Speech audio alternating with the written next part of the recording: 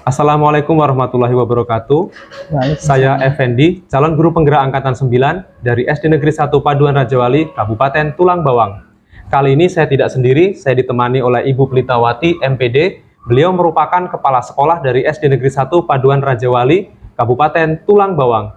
Selamat siang Ibu. Selamat siang. Bagaimana kabarnya hari ini?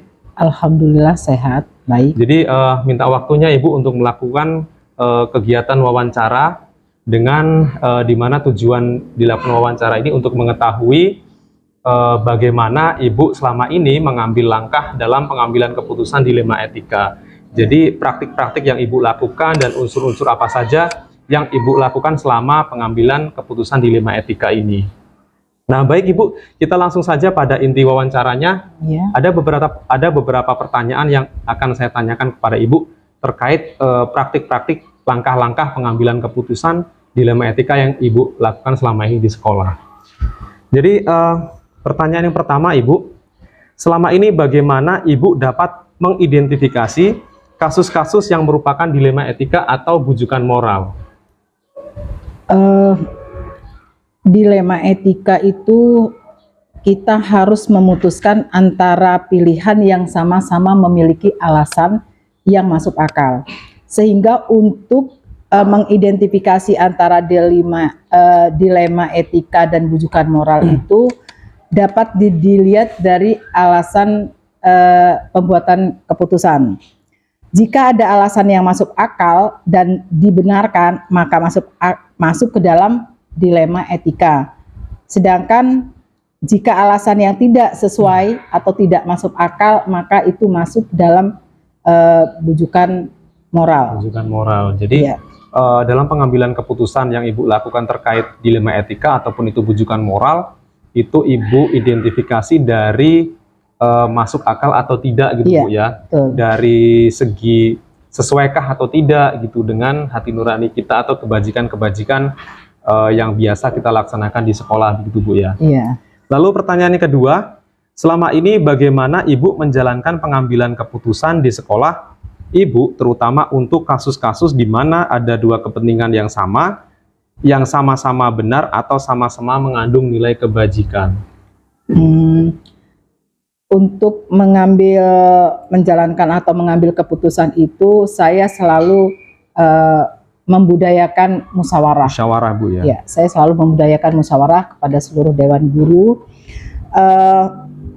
terutama apa yang harus kita tindak lanjuti dalam permasalahan atau kasus-kasus di sekolah. Maka yang utama adalah musyawarah bersama-sama bersama guru. Jadi setiap pengambilan keputusan itu yang Ibu jalankan adalah musyawarah bersama dengan guru-guru. Artinya setiap pengambilan keputusan itu selalu melibatkan guru begitu. Iya, jadi betul. Agar keputusan-keputusan itu bisa merangkul semua pihak dan tidak merugikan salah satu pihak begitu ya. Lalu pertanyaan ketiga Ibu, langkah-langkah atau prosedur seperti apa yang biasa Ibu lakukan selama ini? Langkah atau prosedur langkah prosedur yang biasa saya lakukan itu selalu mengajak guru untuk berdiskusi melalui bersama semua guru ya. Jadi setelah kita adakan diskusi mana yang harus kita lakukan, mana yang harus kita dahulukan, mana yang harus kita prioritaskan, itulah berarti kita perlu berdiskusi. Jadi utamanya langkah yang harus saya itu kan adalah pertama adalah diskusi bersama guru. Diskusi atau musyawarah bersama guru. Baik Ibu. Jadi yang pertanyaan keempat, hal-hal apa saja yang selama ini Ibu anggap efektif dalam pengambilan keputusan pada kasus-kasus dilema etika?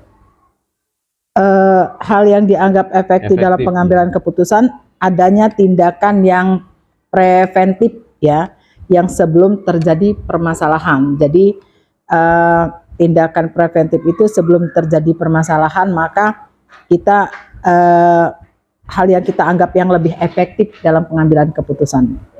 Jadi sebelum kejadian itu terjadi, misalnya Bu ya lebih parah lagi mungkin ya, itu bisa diambil langkah-langkah seperti yang Ibu ungkapkan tadi. Ya baik. Lalu pertanyaan yang selanjutnya, apakah Ibu memiliki sebuah tata kala atau jadwal tertentu dalam sebuah penyelesaian kasus dilema etika? Apakah Ibu langsung menyelesaikan di tempat atau memiliki sebuah jadwal untuk menyelesaikannya, Bu? Oh, kalau untuk menyelesaikan saya tidak langsung atau tidak spontan secara ini, tapi saya membuatkan jadwal untuk bermusyawarah atau rapat dulu bersama guru. Jadi saya tidak mengambil keputusan secara langsung, tapi saya membuat jadwal untuk bermusyawarah atau rapat bersama guru. Jadi praktik atau prosedur yang Ibu laksanakan itu adalah tidak langsung menyelesaikan itu secara spontan, Bu, ya? Artinya Ibu menjadwalkan kapan akan dilaksanakan musyawarah, kapan akan dilaksanakan dengan guru-guru, begitu, Bu, ya? Jadi itu adalah langkah atau prosedur yang Ibu lakukan selama ini dalam mengambil kebijakan, dalam mengambil keputusan dilema etika.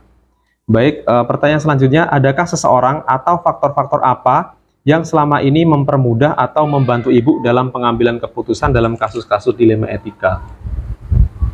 Kalau yang membantu saya selalu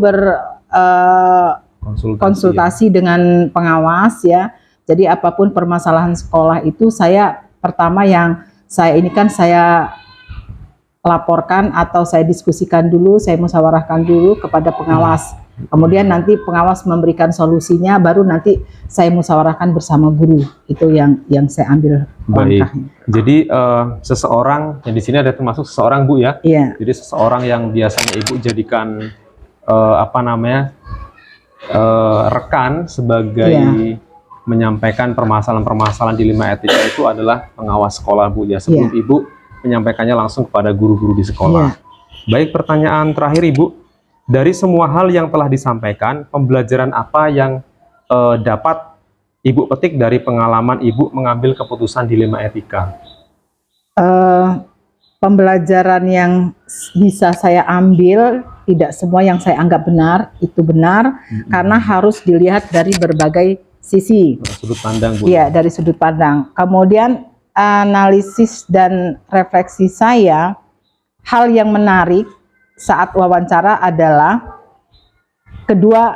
kepala sekolah memiliki cara sendiri untuk menyelesaikan suatu permasalahan, namun tetap berpijak pada nilai-nilai kebajikan. Walaupun kepala sekolah itu mempunyai hak prerogatif, tapi kita harus mengutamakan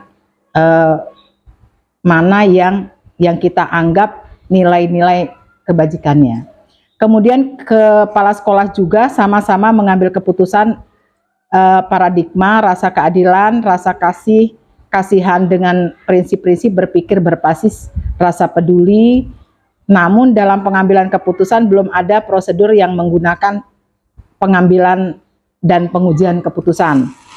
Rencana ke depan yang ada prosedur khusus dalam pengambilan keputusan sehingga dapat diukur seberapa efektif hasil pengambilan keputusan tersebut dapat dilihat dari faktor resiko atau dampaknya. Jadi kita harus menerapkan pengambilan keputusan dilema etika itu dengan berdasarkan paradigma dan prinsip-prinsip yang sesuai dengan kasus yang dihadapi dan menguji menggunakan langkah-langkah pengambilan keputusan sehingga diperoleh hasil keputusan yang bijaksana. Itu. Baik.